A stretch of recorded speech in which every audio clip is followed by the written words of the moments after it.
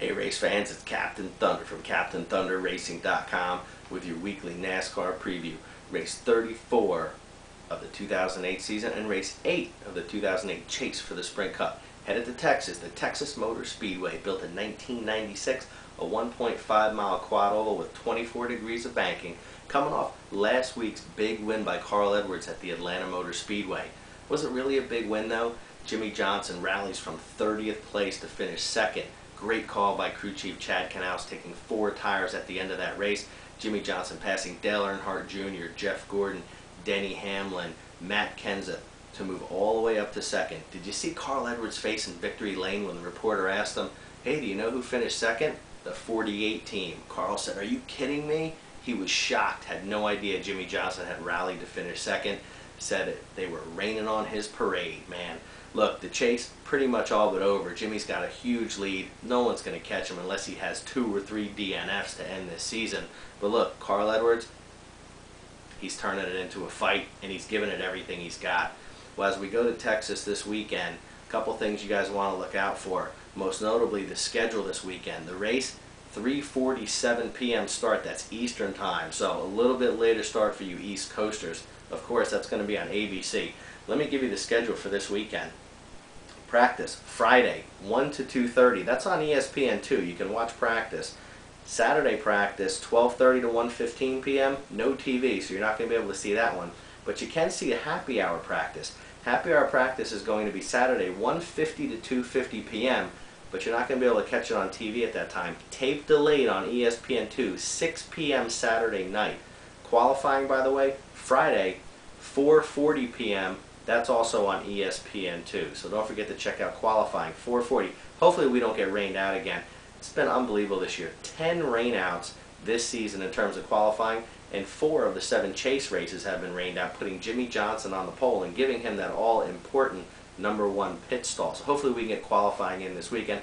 I also know a lot of you race fans want to see Joey Logano run this weekend in Texas in a Joe Gibbs car.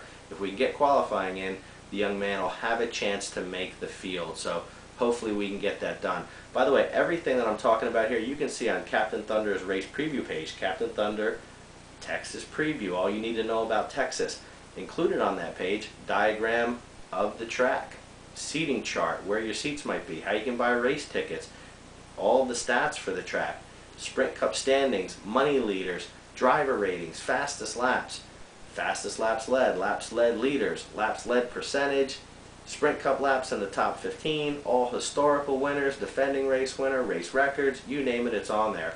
First Sprint Cup race, by the way, April 6, 1997, Jeff Burton, I like to call him the Turtle, he's slow and steady, he won that race. Most career victories, Jeff Burton with 2, Carl Edwards with 2. Defending race winner, Jimmy Johnson in the Chevy. The spring race winner, Carl Edwards won that race. The race record, Carl Edwards, November 2005, 151.055 miles an hour. And the qualifying record, that was set by Brian Vickers, November 2006. This is a fast track, race fans. 196.235 miles an hour for Brian Vickers with that qualifying record. Most career poles here, 3 drivers, each have 2 poles at Texas. Dale Earnhardt Jr., Ryan Newman, and Bobby Labonte, all with 2 poles. Well, let's get into my top 5 of my sleeper pick for this weekend. Remember, last weekend I gave you the race winner. I picked Carl Edwards to win the race, and he did win the race, making me look pretty good. Hopefully I can go back-to-back and do it again for you this weekend. First, my sleeper pick. Remember, always outside of the top 20 in Sprint Cup points. I try to give you a long shot, and this weekend I'm looking at Juan Pablo Montoya. Great run for that team last weekend at Atlanta. Should have had a top 5 finish. Got bumped on pit road, then got in a wreck at the end of that race, finished the race in the garage area. Very disappointing for that number 42 Dodge team because they certainly had a car capable of finishing in the top 5. Juan always runs well on 1.5-mile tracks, and he really likes Texas. So if you're looking for a driver outside the top 20, keep an eye on Juan Pablo at Texas this weekend. My top 5, how can I not have Jimmy Johnson in my top 5? He's a Sprint Cup points leader, dominating the chase. No one's been better the last 2 months of the season. And oh, by the way, he's pretty good at Texas. He's got a win there, 5 top 5s, 8 top 10s. His average finish at Texas, how about 8th? Can you imagine an average finish inside of the top 10? Simply incredible. He's led 4 of 10 races, by the way, and his driver rating, 107.9, not too shabby. I also like Denny Hamlin, driver rating 101.9. Texas, not too bad as well.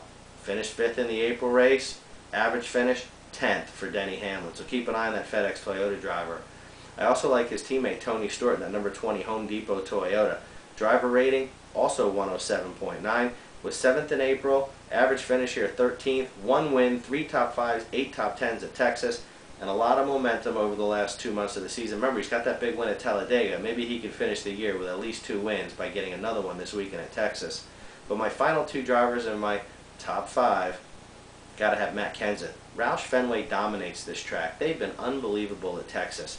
Matt Kenseth, driver rating 104.9. He was 9th in April. His average finish also at 10th. And the neatest thing about Matt at Texas, he's raced here 12 times. He's led in 9 of the 12 races he's entered at Texas. This guy is awesome at the Texas Motor Speedway and has been pretty good over the last month and a half of the season as well, running up front pretty much every week for the last month. So keep an eye on Matty Kenseth. But my pick to win the race on Sunday, did you know that 3 years in a row now, the race winner at Atlanta has gone on to win Texas? I think Carl Edwards makes it 4 years in a row. I think he sweeps Texas this year. I wouldn't be surprised if we see another backflip on Sunday at the Dickies 500, and maybe a little bit of pressure applied to Jimmy Johnson if Carl can win the race on Sunday. Pretty good at Texas, I gotta tell you. He won the April race. He's led 3 of 7 races here. Average finish 15th. Not too shabby for Carl Edwards. Got the 2 wins. Driver rating in 96. More importantly, he's got a lot of momentum, and I don't think anybody wants it more than Carl Edwards does right now. And I'm hopelessly optimistic. I'd like to see an interesting chase with 2 races to go, so hopefully Carl can get it done. So there you have it, race fans. My sleeper pick, Juan Pablo Montoya. My top 5, Jimmy Johnson, Denny Hamlin, Tony Stewart, Matt Kenseth, and Carl Edwards. Don't forget to check out racemyspace.com. That's racemyspace.com.